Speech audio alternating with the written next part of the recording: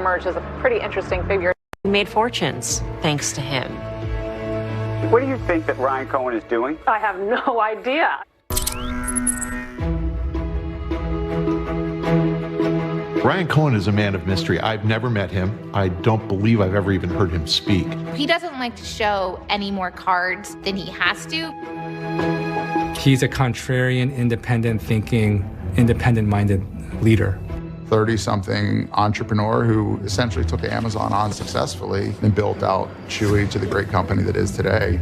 Somebody without a college degree can become the chairman of a public company of the scale of GameStop. Came upon newfound fame by being the meme stock king, by being the Pied Piper of Wall Street. And the biggest winner is Ryan Cohen. Ryan Cohen saw dollar signs instead of doom. Where's Ryan Cohen when I need him? He's accumulated fans and almost like a cult-like following. My understanding is the Reddit community generally loves Ryan Cohen, hence the moniker Papa Cohen. You'll see these guys reacting to these tweets like they're secret codes. In terms of him being a meme lord, I don't know. If I was Ryan Cohen, I wouldn't want that to be my claim to fame. Ryan Cohen's stake in Bed Bath & Beyond, he's now cashed out of his entire position. Bed Bath & Beyond shares cratering 40%. Should you expect the SEC to get involved? Seems like Ryan Cohen is kind of using people to make money. Every story needs a hero or a villain. Ryan very much filled that role.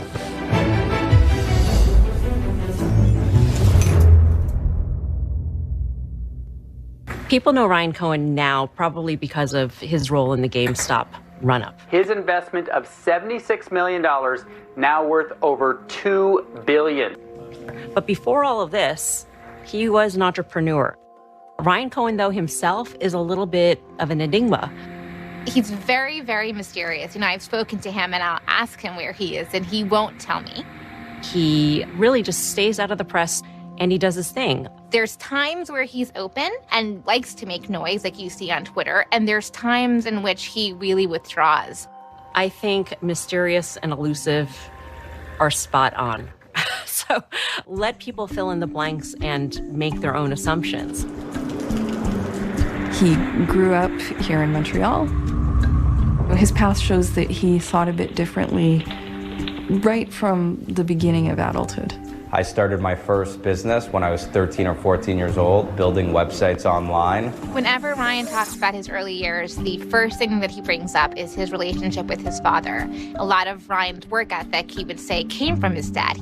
And so when Ryan launched Chewy, instead of going to college, his father was a huge sounding board for him, and it was really a point of bonding for them. I think I've known early on that I wanted to run my own show and build my own business. Chewy is everything to understanding Ryan Cohen. It's an e-commerce company that sells everything from 35-pound bags of dog food to collars and chew toys. Blake Day is the co-founder. They met in high school in a chat room, and that's how they connected. He and Blake Day were going to actually start an online jewelry company and decided to switch gears. I was shopping one day for Tylee, my teacup poodle, and I realized this was a category that I was much more passionate about. Within a few weeks, we were selling pet product online, and the rest is history. I knew it was called MrChewy.com, and every time that you told people where you were working, they were like, is it the granola bar? Like, is that what And I'm like, no, it's pet food. You know, the one thing I forgot was treats.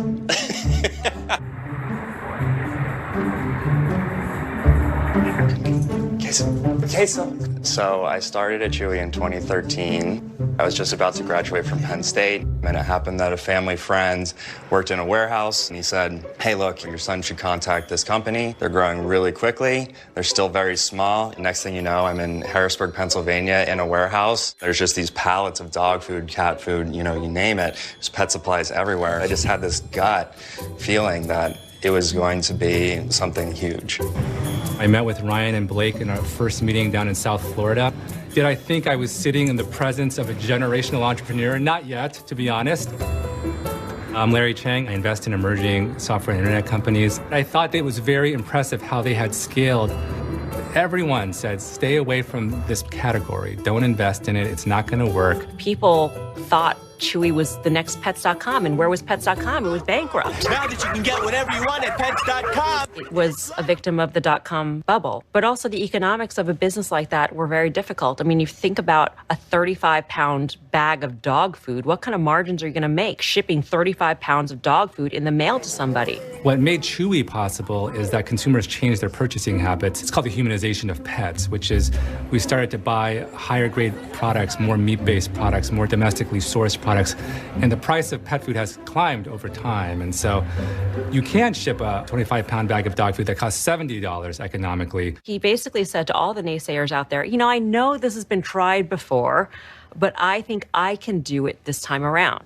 Ryan was having a lot of trouble getting investors. He was knocking on doors, he was sending emails, he was just getting rejection after rejection after rejection. The more I was told no, the more I was motivated to prove everyone who I felt was almost betting against me that they were wrong. It was so critical for us to get that investment. There were times where I was convinced that I was going to walk into the office and there was going to be a sign on the door that said, "Go home for the day." Ryan did a good job of not projecting that, and he negotiated quite effectively.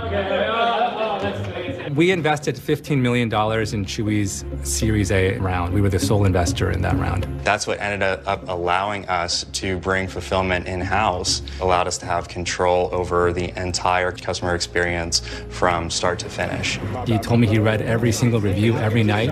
Ryan kind of threw all the conventional protocols out and said, let's just start with the answer. The answer is we need to have customers who love us. So for Chewy, customer service is 24/7, 365. My birthday, your birthday, Christmas, it did not matter. You are there.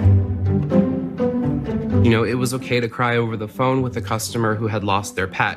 That's not an easy thing to go through. Ryan would send handwritten thank you cards around the holidays to customers. The logic was, let's do everything we can to wow the customer, and we'll have them for life. Typically, when you call a customer service line, you're tossed around to 6 or 7 different people. With Chewy, it was as simple as talking to one person, being like, hey, like my food didn't get here, and I need food for my dog, or I came and the bag is broken, or the box was damaged. We would then process a refund or process a replacement, thinking like, did a lot of refunds, and I'm like, how are we making money? We just keep giving people their money back. Ryan recognized that. He said, I'm okay with losing money as long as we're growing. Because if we're growing, we can just keep reinvesting that capital into additional growth, into additional marketing. We can keep going out of our way for the customers. One of the things we became famous for was sending portraits, paintings of pets if we got their picture. I painted mostly dogs and cats for Chewy, but I've also painted horses, fish, reptiles, birds, hamsters. What else? Axolotl, I think. That's the weirdest one I've ever painted. Chewy reached out to me back in 2014. They had come across my website and sent me an email, and that's how we got started. I painted over 4,000 pet portraits for Chewy. If you're someone who cares about your pet, then those things made a difference. And that is what really got Chewy stratospheric. There's an aspect of Ryan, if you get to know him, which is utterly paranoid about competition. We didn't want to alert anyone, especially Amazon, that the company was doing so well. The PR strategy at Chewy was to not do PR. We wanted to stay below the radar until we had north of $1 billion in revenue. It was just an incredible business. We built a machine. We built a machine. Ultimately, when PetSmart reached out to us, Ryan essentially told them, you have to hit this price under these terms, and you have 30 days to do it. Otherwise, I'm not spending time on this. And I remember at that time thinking, Ryan, you probably just killed the deal, but that's okay. Well, it could be the biggest e-commerce deal ever. PetSmart agreeing to buy Chewy.com. So we sold the business for north of $3 billion, which was wildly successful. When Chewy got sold to PetSmart, that put Ryan Cohen on the map. It was like, oh my God, wow, like we really did make history with this. So Ryan will not confirm this publicly, but many people say he took home $1 billion in cash from the deal. The $1 billion payday ended up being a pretty important turning point, I think, in his life. Ryan worked every day, day and night. I'm literally saying he didn't take a break, and I think he needed a break. It's a doggy! The latest latest high-profile IPO making its trading debut today. Online pet retailer Chewy coming public on the New York Stock Exchange. On IPO day, that was a really cool experience. I remember he called me and I think he said he had lived the American dream. Ryan and I are standing there on the exchange floor, just kind of soaking it all in. And I was like, Ryan, you're the co-founder, you're the founder of this company. Like, you're the one they want to talk to. Chewy's co-founder and former CEO who organized the sale to PetSmart in 2017, Ryan Cohen. So you're not a shareholder in Chewy. No. But I would imagine you have a lot of feelings about seeing this company that you built starting in 2011 go public today. It's a very, very emotional day. You sold for $3.3 and you got a $14 billion market cap today. Did you not sell for enough? Felt like a fair deal to us at the time. It worked out. If you wind back and you say to Ryan, would you have sold the company knowing everything that you know? Would you have made the same decision today? I suspect that that would be a hard question for him to answer. What's Ryan Cohen focusing on? What's next? Well, retirement, I would say, is overrated, so that has... But he should be perfectly fine because he was a billionaire at that time, and he went on to do very interesting things with that $1 billion. A wild day for GameStop. New high score, the stock jumping as high as $159 a share. January 2021 will live in history as a month GameStop went nuts. GameStop. GameStop. GameStop. GameStop. GameStop. GameStop. On the network, we were just nonstop GameStop updates because it was jaw-dropping. It's whipping up that momentum. And Ryan Cohen was able to do that in spades. He bought around 10% of the company. He added more to his position just last month. You heard from cousins that you hadn't heard from in 50 years. Everybody was trying to get any information they could to validate and to substantiate why in the world is this stock going up and should I go ahead and get into it? My name is Shannon Phillips. I was at GameStop for 17 years. So GameStop in its prime was purely focused on hardcore gamers. We jokingly, internally referred to as we were in the crack house business. Because, I mean, we literally had, a store in every strip center. We would have midnight launch parties for big games. 1 minute left for the game to come out. Just 1 minute. I actually remember I saw this huge line and the cab driver goes, "Oh yeah, that's a GameStop. The Elder Scrolls just came out and my son's in that line right now." Just 1 minute left. I'm a research analyst. GameStop is one of the retailers that I cover. By 2013, the hard drives were over 1 terabyte and game files were maybe 50 gigabytes. So you could download 20 games to your hard drive, and consumers started downloading.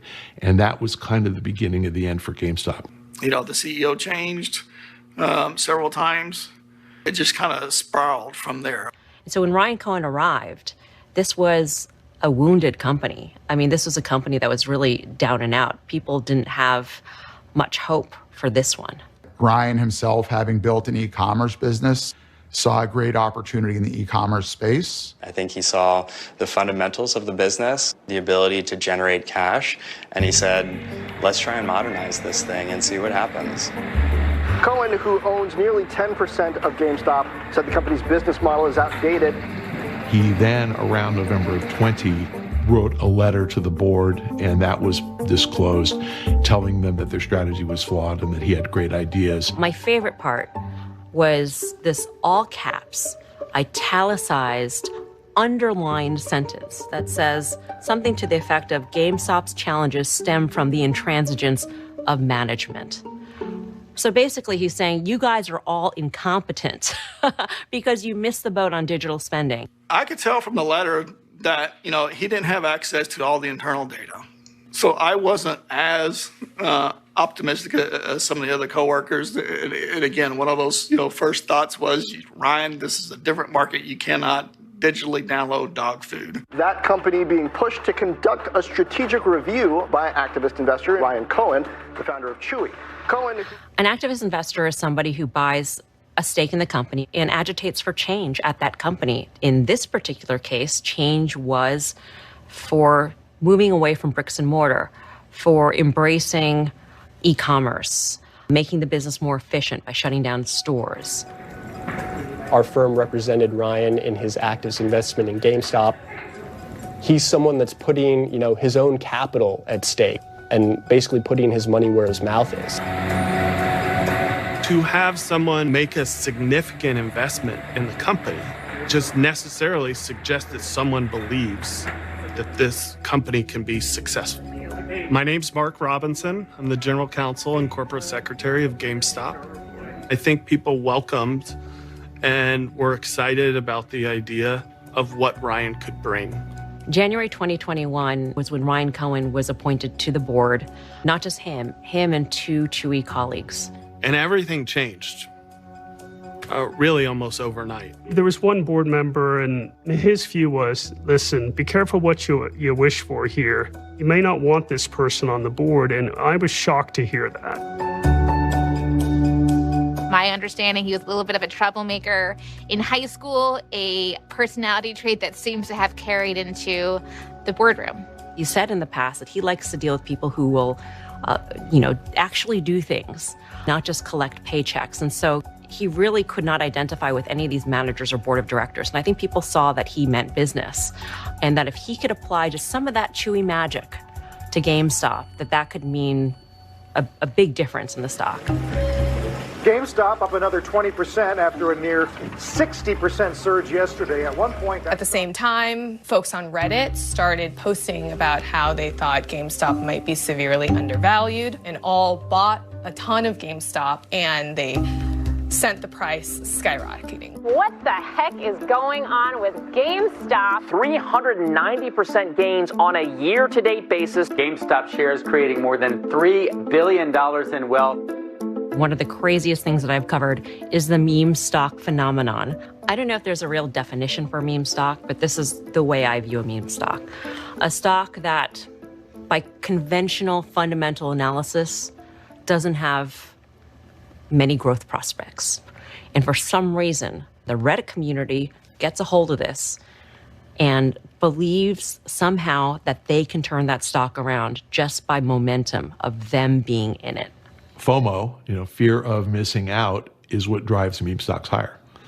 Ryan Cohen is the poster child for the meme stock phenomenon. He is the meme stock king because of his role at GameStop.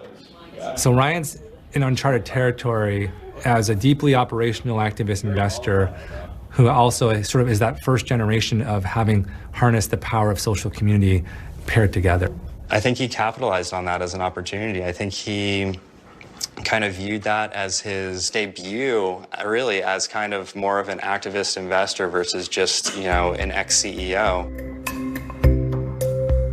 Ryan became chairman of GameStop in June of 2021. And not surprisingly, the reaction was extremely positive. We had an in-person meeting. We tried to get the news out that Ryan would not be there.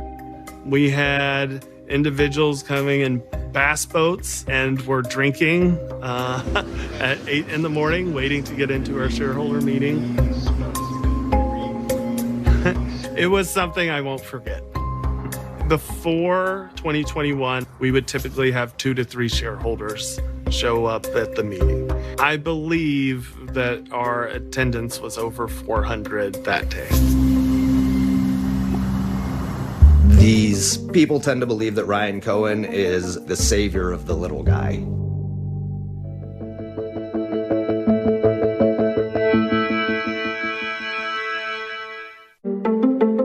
He is the god figure of the meme stock community. His followers refer to him as Papa Cohen.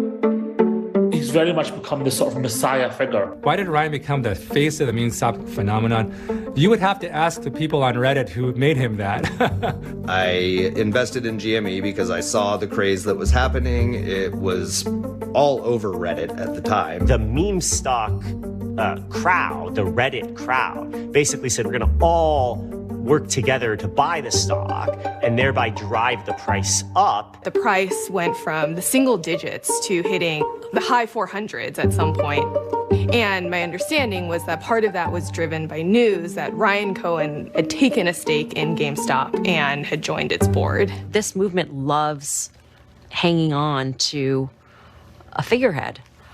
And I think he was the figurehead. He was sort of the anti-Wall Street. Knowing Ryan, it is actually a good choice. He is challenging convention. He will buck traditional wisdom. He will go after giants. It felt like we were all trying to fight the big corporate greed. My name is Brandon. I've been on Reddit, I believe, for 6 years. I did not know what I was doing when I started investing. Ryan Cohen, I had started to learn about him through the GameStop communities. And I started buying more GameStop because I liked what I had heard. He was a regular guy that became a billionaire. Well, why can't I do that too? He was supposed to be this great businessman who would make GameStop very profitable. He came across that he was on the side of retail investors. I think at the core of the GameStop movement, it was basically stick it to the man. When I was originally a part of these communities, that was a big part of the sentiment. It wasn't just a bunch of people trying to get rich. And that's how I felt at the time. They make a lot of memes about Ryan Cohen. My name is Evan, and I've been on Reddit for over 10 years. They love to have him as God, as the Messiah. He's played this role of being a central actor in the meme stock world. Basically, any kind of meme that shows him as the good guy. People are creating these memes. They're looking for a story to tell. They're looking for something to direct investors' attention to. People who don't necessarily have a hero or an inspiration, I think he's just kind of paradoxical in that he's a regular guy who's super successful, who's turned the tables, and people want to be a part of that. There's a sense in which people were attached to him in a way that defies sort of ordinary investing logic. Here's a pretty typical post talking about how Ryan Cohen is going to lead you to the promised land. He's developed very much a cult following on Reddit. In their eyes, he can do no wrong. His followers have concluded that he's a genius and they're going to keep the stock propped up at a very high price. Buckle up, let's go. Ryan Cohen is a guy who likes to play it close to the vest. He might, put out the mandatory filing. He might do a cryptic tweet, but that's about it. What he's up to is anybody's guess. His tweets are another example of the ways in which retail investors are looking at what I would say are non-traditional forms of information to make their investment decisions. Welcome to GMEDD's interview with the one, the only Ryan Cohen. Ryan Cohen did an interview with a group called GMEDD.com. So GameStop due diligence. And I think that he went there because it was a friendly audience. What's up with this one? They actually went through all these tweets, and the guy asked him, what do these mean? February 22nd, 2022, a pair of shorts. What do you think? It has to be about short selling. He would post all sorts of vague nonsense, really, and all of these people thought that he was talking to them in code. I see the crazy conspiracy theories, so I'll kind of go through Reddit and I'll go through Twitter. I'm like, oh, they think this is going to happen. They think their deity is communicating with them, telling them not to give up the fight, and that one day they will still be billionaires because he is on their side. They concoct this broad, wide-ranging plan that he has when it's not clear that those plans always exist. He posted a GIF from the movie Ted, and it was the teddy bear, taking a bong hit. The stock went straight up on that. Like, what was that? He showed a soft serve ice cream from McDonald's, and the stock went straight up. So I'll give him credit that he's a meme master. Ryan and I are both on Twitter. We're very different on Twitter. I've talked to Ryan about how people look at our tweets, and I think we wish people wouldn't scrutinize them. We'd rather people just take the tweets at face value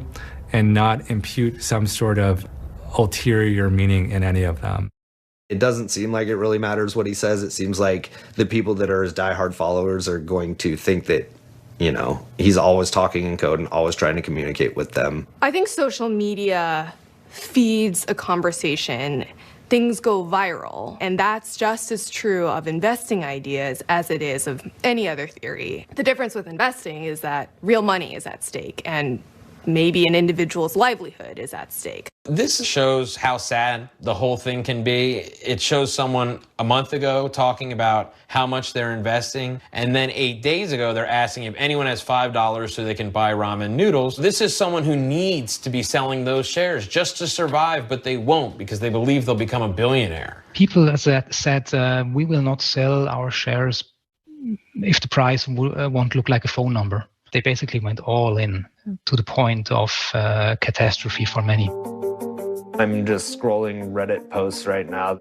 A lot of these people who are posting saying they're willing to hold for the rest of their lives. I'm pretty sure at this point they want to give RC their paychecks directly. No matter what he does, these guys follow him and they turn anything he does into bullish sentiment. I originally would bet for Ryan Cohen because I believed he was a man of the people and was going to take these companies somewhere. My feelings about all this started to change when Ryan Cohen, in my opinion, rug pulled Bed Bath & Beyond. We turn now to the end of an era, another popular retailer going out of business, Bed Bath & Beyond. Closing sales will kick off today. That's going to impact more than 300 stores. This is a good store. We're all going to miss it. Everybody knows Bed Bath & Beyond. It's the company that sends you a 20% off coupon every month. It sells everything from bed sheets, pots and pans, blenders, hence the name Bed Bath & Beyond.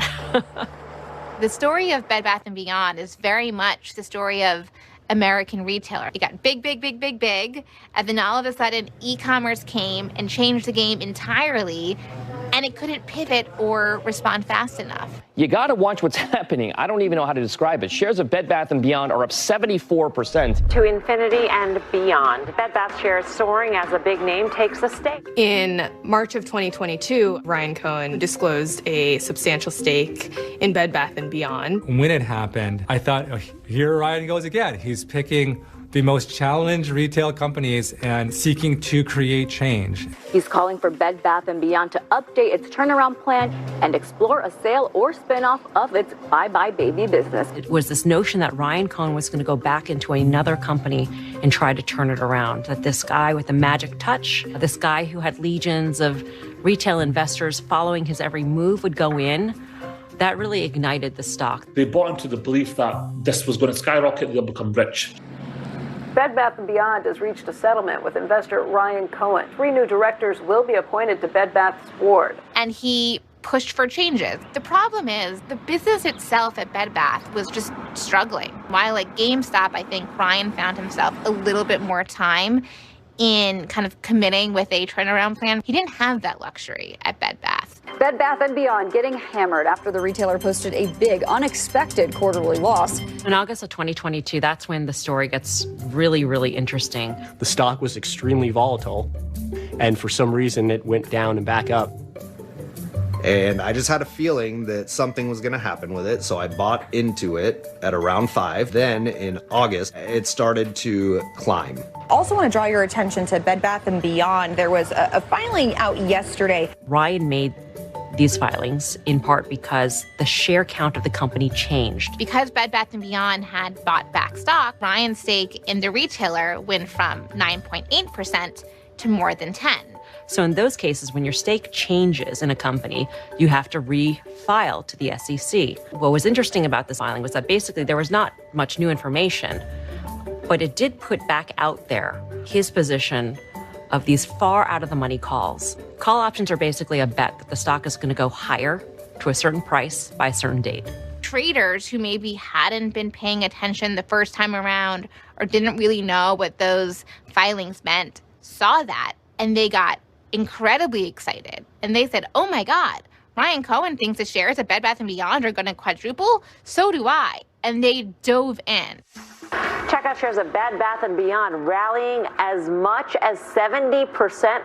To me, this feels like a big fugazi, as the kids say. It's real. I mean, but yeah, exactly. I hear what you're saying. We were trying to figure things out in real time. You're looking through it, you're comparing it with past filings, and that's when we realized that there was not really much new information in that amended filing. It was sort of a race to just try and figure this out because we were seeing the stock run. And so we wanted to find some answers. And what we later learned a couple days later in another filing is that Ryan Cohen sold his entire stake, every share. That's not something small. We're talking over $140 million. That is a non-trivial amount of volume to get sold. I was not paying attention to Bed Bath & Beyond at all until his trades came through. A trade of that size, it's only natural that that sort of raise red flags. Shares getting crushed right now, down 40%. Such a gut punch, but what you saw was like all these people were just left with shares that had just crashed. Ryan Cohen's investment in Bed Bath & Beyond probably lost a lot of retail traders' money, but it turned out very well for him. He walked away with around $60 million in cash in his pocket. And that's not because he turned the business around or because he brought some clear change. It's because retail traders followed him in and then he sold out. And that raised questions.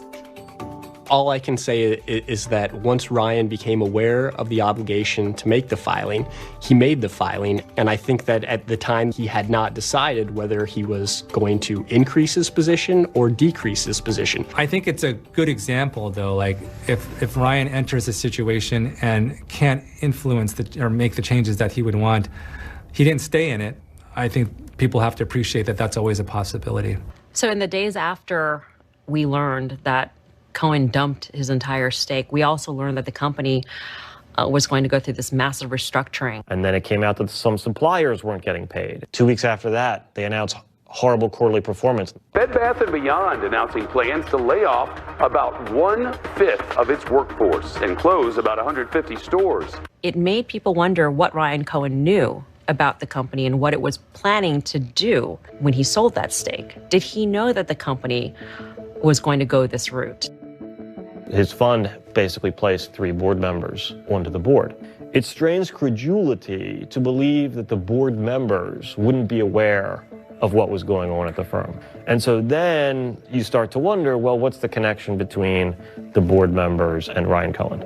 And so not only did the trade show up on our radar screen because of the size of the trade, but also because it was made by an individual who was intimately connected with the company. The directors that were actually inside the boardroom, they're not beholden to Ryan, they're independent directors, and Ryan had no influence or control over, the decisions that they would make.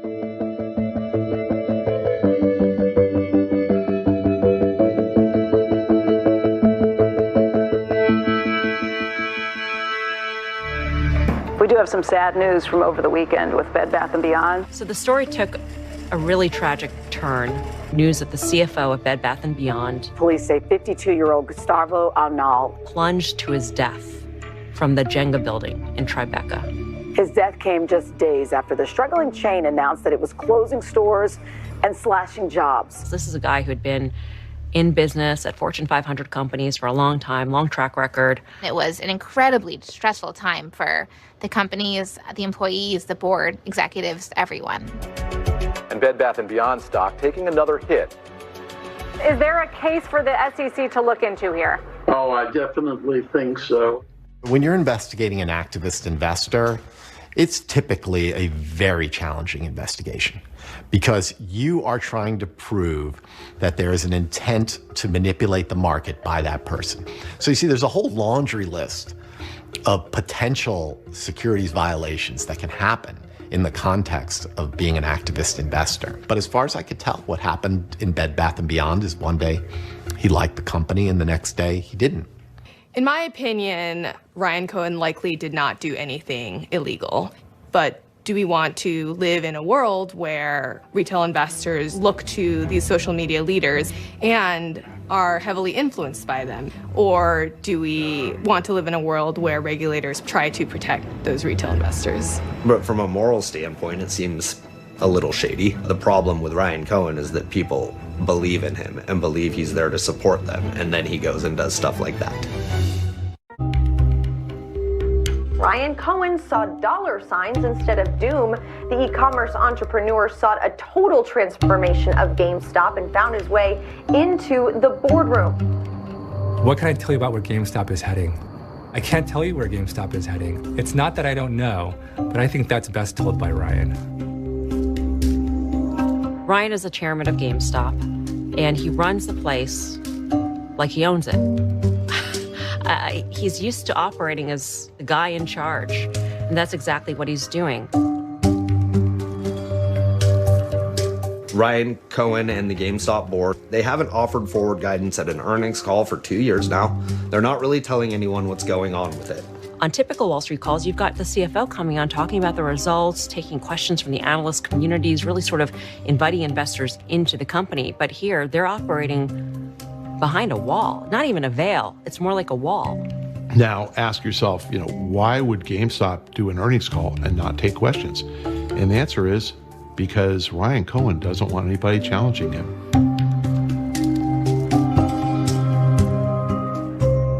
When Ryan came in, whether it's trust issues or whether or not he just wanted to, recreate the old good times we had with Chewy, he went out and grabbed all those employees and brought them in. He thinks that his views are right. He has his people that he trusts.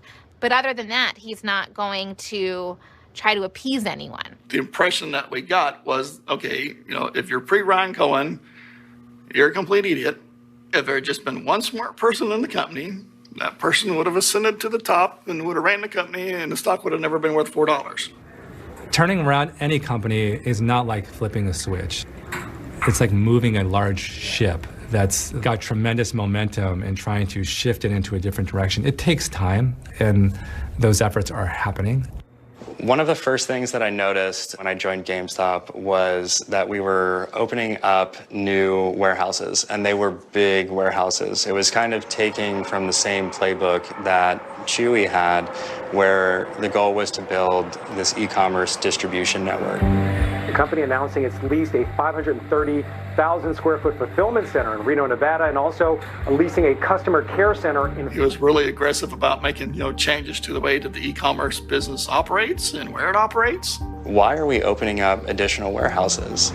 We have 5.6 million square feet of store footprint for us to have our product close to customers and for them to be able to buy it in any way that they want.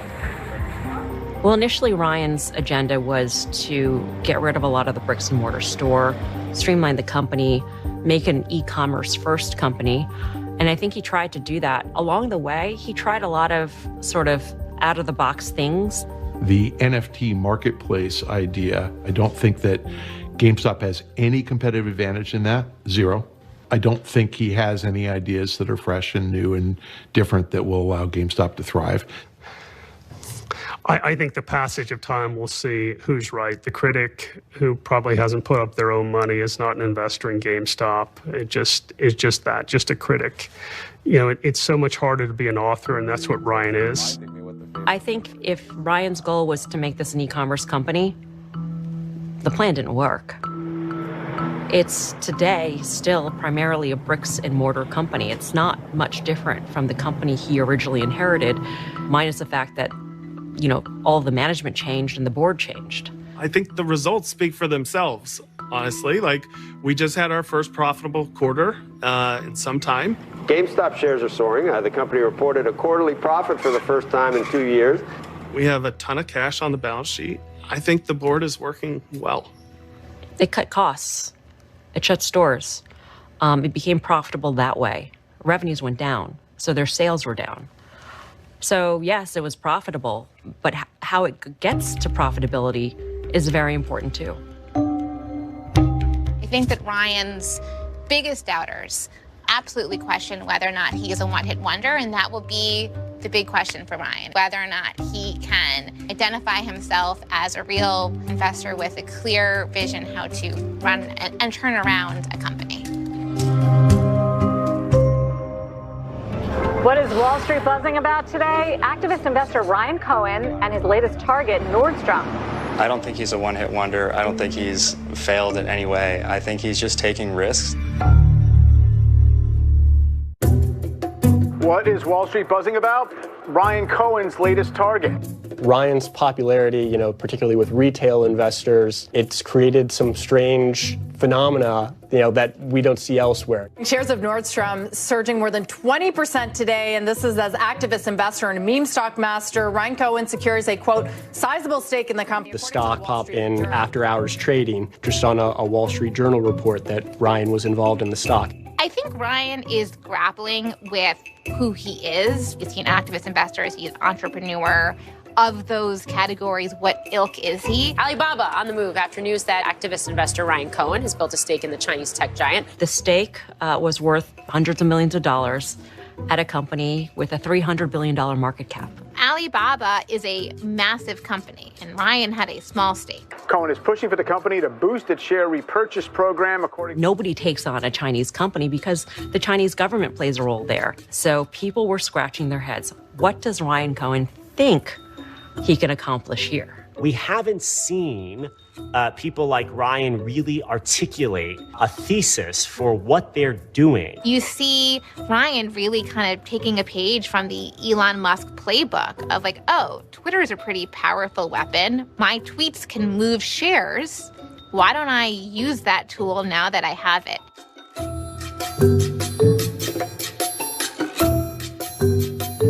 Regulators, prosecutors, enforcement, like we're all in the dark. Scholars, like we are learning ourselves. We're watching the market evolve. We need people to say, these are the rules and these are what the rules should be. The real danger here is that when you follow an activist investor is when they change their minds, you're going to be left with nothing because everybody's going to run away from that. That kind of risk is not a risk that I'd be willing to take if I were an investor, or certainly the SEC would not recommend that you take those kinds of risks. I should have realized that this was all too good to be true. If I could speak to these meme stock Reddit communities, that you guys really need to be careful. If you don't trust the people on Wall Street, these billionaires, why are you trusting another billionaire that's not really seemingly being very forward?